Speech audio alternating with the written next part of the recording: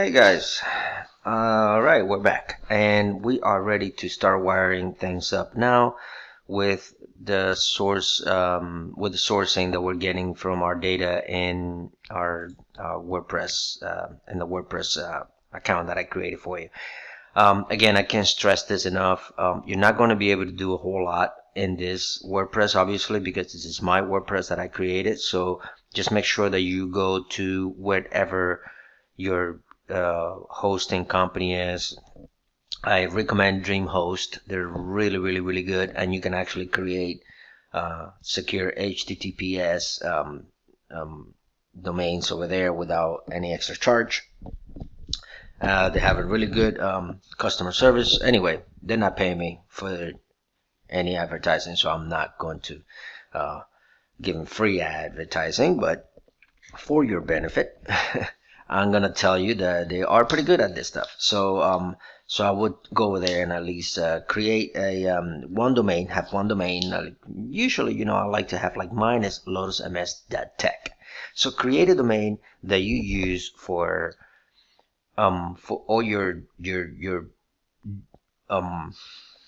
techie websites that you want to provide and made copies of or made subdomains of and things like that, testing and all of this stuff. You can call it like whatever your name is, that tech or whatever, and just make a domain, and then in that domain make a subdomain to it, and then put this website, call it Gatsby if you want to, call it portfolio if you want to, portfolio that whatever your domain is, and then install WordPress in there. And then once you install WordPress, it doesn't really matter what theme you use, because you're not going to use this WordPress for any type of pretty stuff. You're not going to add any design to it. No one is ever going to go in here and look at it.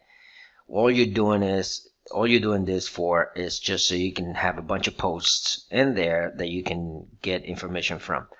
Essentially, this stuff will eventually be in the internet, and if anyone knows this, they could access your site actually. So I mean, it's not like this site is not on the internet. It is in the internet. Anyone can come over here and look at your site, and they will see things like this. So there are ways that you can tell WordPress not to show the site, however still have this stuff here. One way to do it is by going into your plugins after you have your WordPress set up and everything, and go to password protect. I think it is password protect. Yep. And then use this one right here and install it, and then activate it.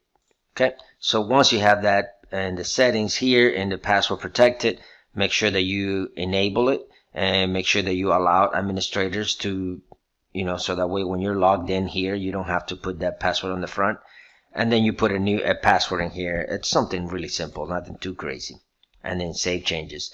Once you do that, anybody that tries to come over here, they're not going to see this. They're just going to see a blank screen with a little text box in the center to ask for a password. That's it. We're not going to do that right now because I want to test that. I want to test this plugin, that functionality, with what we're doing back there to make sure that my API can still get through even though we're going to have it locked up. I think it should anyway, because I will be making connections to an API without having to be an authorized user. So everything should be fine. But for the time being, I'm just going to leave it open right now so I don't run into any snags while I'm trying to show you guys how to work this out. And then later, after I figure it out, I will let you know in the next video or the next videos. Hey, guess what? You're safe to do it. I tested it and it's fine. It works. Okay?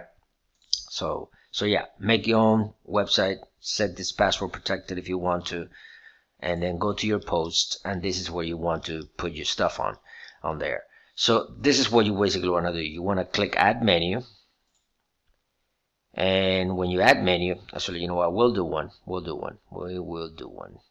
Let's go back to post. So just add new. And this is the title that I want to name my post. I like to capitalize it, just me. A test for my posts. Ooh, wow, for my posts.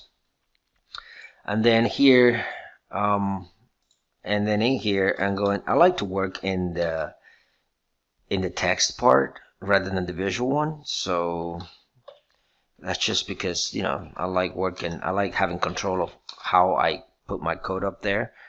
So that's just you know, whatever. If you rather use the visual and just write like if it was a you know, a text document or something like that, then you're more than likely to do that too. Alright, so random text generator, and just I don't feel like typing and all that stuff, so I'm just gonna go to random text generator and grab these three things here. Where was I? And put it in there, and then I'm gonna add my break lines, because it's not just going to get there like that. It's not just going to break. It does the other one, that if I do it on the visual here, it will add break lines whenever, but you know, whenever I actually space it out. But like I said, I don't want to do that. Alright, so I have that stuff, text, whatever. I don't care about the categories. I don't care about any of this tag stuff. But you can use this, and I'll show you later. If you do want to make use of categories and tags and things like that, you can harness this information. You can harvest this information as well from your posts and show them in your Gatsby site. But we're not gonna do it in this one. But yes, you can. Okay. Post attributes. Alright, so set feature image. I'm gonna come over here to one that I already added before. I don't know which one. I'm gonna add this one and set that to my feature image. Okay, and here's my post. I did it. Done. Okay, if I want to add an image, for example, here, I'm gonna add another. If I want to add an image in my content, then I click on add media, and I add it right there where I just put it right here. Now, you notice what it did. It created a shortcut in there. I don't really like this stuff. Again, I like to do things, you know, kind of like I like to actually code it. So I'm going to delete this shortcut for the caption. I'm going to delete that. I'm going to leave it in the image src. That's fine. I don't want this sizing here. I want to size it myself. So I'm going to delete this 300 by 200. Leave it there at the number. So if you notice, there is always this dash 300 by 200 is being added by WordPress whenever in your settings you set up which kind of image you want, large, medium, whatever. I don't like doing that, so just take it all the way, including the dash. Take that out, take this out, take the class too. You can just set that up yourself later. There is a hyperlink here that is going to go to the pixel stuff. Take that off as well. Just leave that. That's it. Just like this. So this makes it, to me, it just, you know, cleaner, and then I can control this on my own. Okay. So have that and publish. And once you publish, this becomes a post that you can actually, you know, take from you know, and harvest. So this is how you do it. Now, how did I do these?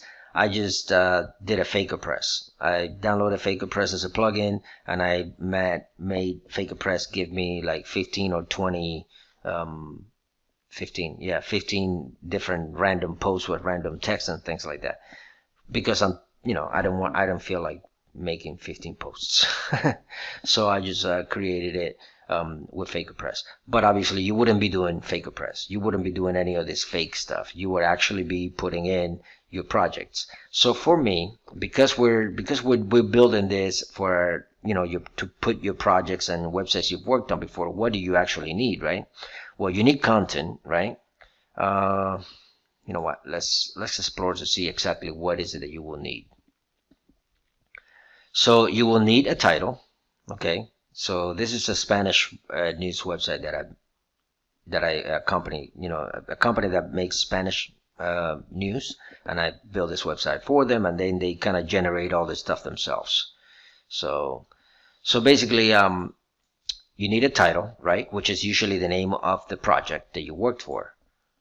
So if you want to do exactly what I did, just do something like this. So let's say you built a website for Amazon, not Amazon. Who you made a website for?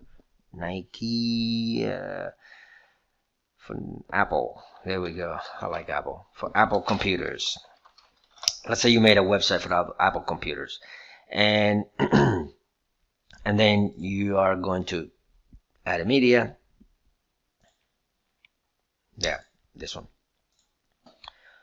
And just like I said earlier, we're gonna get rid of this and get rid of all this caption to here. Yep, we're gonna get rid of all that. We're gonna get rid of not the JPEG, but the 300, 200. We're gonna get rid of that, and we're gonna get rid of this width and even the class. Yeah, what the heck. Okay, so we have the image that we wanted. You know, this is right here. This is the content. Okay, so we have the name, and that's gonna show up here. Then we have the content, which is everything that you see in here.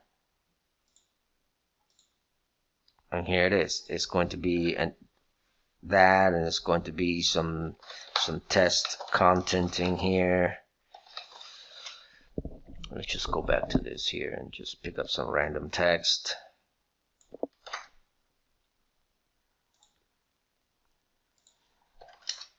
There. I'm not gonna worry about this breaks and no, of course I'm gonna do it. Why am I being lazy? Alright, so I'll do it just because I don't want to be lazy. I don't want you guys to be lazy, therefore I don't want to be lazy, and that's how we're gonna do it. Alright, done. Alright, so I did my content here, right? So I have my name, my title, right, which I'm going to use here. I have my content, which is all of this, including, you know, the image and all of this right here.